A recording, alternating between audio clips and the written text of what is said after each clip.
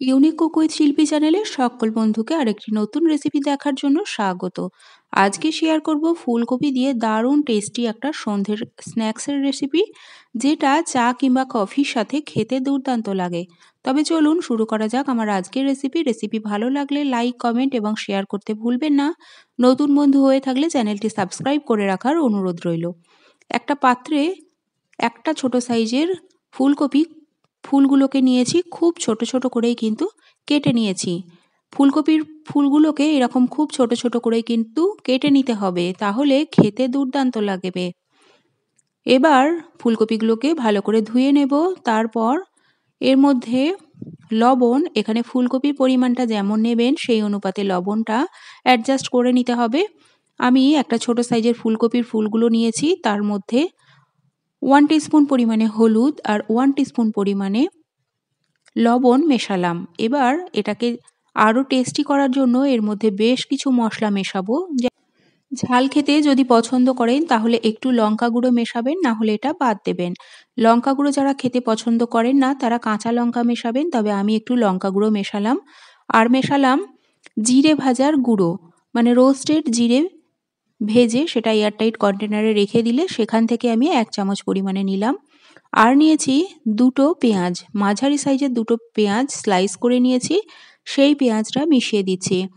ফুলকপি দিয়ে এই রেসিপিটা একবার হলেও সন্ধ্যের সময় ট্রাই করবেন, খেতে কিন্তু দুর্দান্ত লাগে। পেঁয়াজের সাথে সাথে আপনারা কিন্তু রসুন কুচিও মেশাতে পারেন। আমি রসুন কুচি, আদা কুচিও এর মধ্যে মেশাবো, যাতে টেস্টটা আরও ভালো আসে। আর নিজেদের স্বাদ অনুপাতে কাঁচা লঙ্কা মেশাবেন। কাঁচা লঙ্কাগুলোকে কুচি কুচি করে নেবেন, তাহলে মুখে পড়লে খেতে কিন্তু ভালো লাগবে। আর মেশাতে হবে ভিনিগার। ভিনিগার দিলে টেস্টটা আরও ভালো আসে। ভিনিগার কিংবা লেবুর রস, তবে লেবুর রসটা দিলে তার টেস্টটা অন্যরকম আসবে, ভিনিগার দিলে টেস্টটা অন্যরকম আসবে।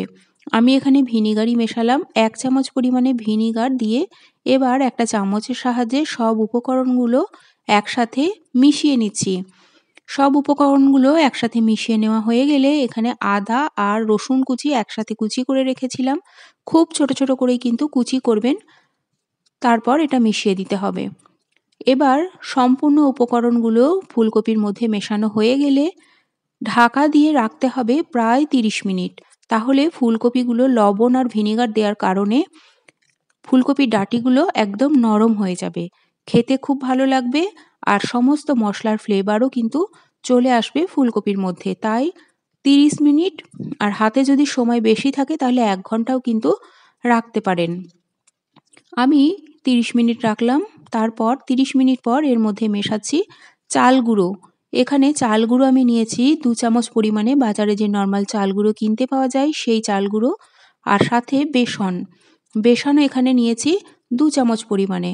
2 চামচ পরিমাণে বেসন আর 2 চামচ পরিমাণে চাল গুঁড়ো মিশিয়ে হাতে অল্প একটু জল নিয়েছি, যাতে সব মশলাগুলোর সাথে বেসন চাল গুঁড়ো মাখানো যায়। তাই অল্প একটু জল নিয়ে, খুব বেশি কিন্তু না, কেননা লবণ দেওয়ার কারণে এটা থেকে একটু জল তো ছাড়বে। তবে যদি দেখেন যে একটু শুকনো শুকনো আছে, সেক্ষেত্রে সামান্য একটু জল অ্যাড করবেন। সব কিছু ভালো করে আবার মাখিয়ে নেবেন।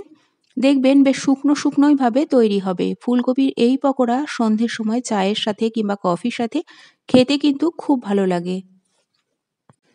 যখন চাল গুঁড়ো আর বেসন মাখাতে শুরু করবেন ফুলকপির মধ্যে, তখন তেল গরম করতে বসিয়ে দেবেন। আমি তেলটা অনেকটাই গরম করতে বসিয়ে দিয়েছিলাম। এইবার আমি এটা মিডিয়াম টু হাই ফ্লেমে ভেজে নেব। লো ফ্লেমে কিন্তু ভাজবেন না। লো ফ্লেমে ভাজলে খুব একটা মুচমুচে হবে না। মিডিয়াম টু হাই ফ্লেমে ভাজবেন, আর লো ফ্লেমে ভাজলে তেল কিন্তু অনেকটাই টানবে। তাই মিডিয়াম টু হাই ফ্লেমে ভাজবেন, তাহলে অনেকটা মুচমুচে হবে। ভালো মতো ভাজা হয়ে গেলে এর মধ্যে কিন্তু একটু কাঁচা লঙ্কাও অ্যাড করতে পারেন। কাঁচা লঙ্কা গোটা গোটা এর মধ্যে দিলে এই পকোড়ার সাথে কাঁচা লঙ্কা ভাজাটাও খেতে অসম্ভব ভালো লাগে। তাই কয়েকটা কাঁচা লঙ্কা অবশ্যই এর সাথে ভেজে নেবেন।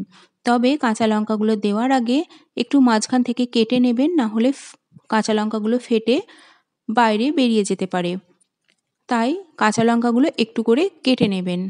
এবার মিডিয়াম টু হাই ফ্লেমে প্রায় 10 মিনিট সময় ধরে ভাজলেই মুচমুচে বাঁধাকপির পকোড়া রেডি, যেটা সন্ধ্যের সময় চা কিংবা কফির সাথে পরিবারের সকলে মিলে খেয়ে দেখতে পারেন, আশা করি ভালো লাগবে। তৈরি হয়ে গেল কম উপকরণে ঝটপট টেস্টি মুচমুচে ফুলকপির পকোড়া। রেসিপি কেমন লাগলো অবশ্যই জানাবেন। ভালো লাগলে এইভাবে তৈরি করুন, পরিচিতদের মধ্যে শেয়ার করুন। সকলে ভালো থাকবেন, সুস্থ থাকবেন। দেখা হবে আবারও অন্য একটি রেসিপি নিয়ে।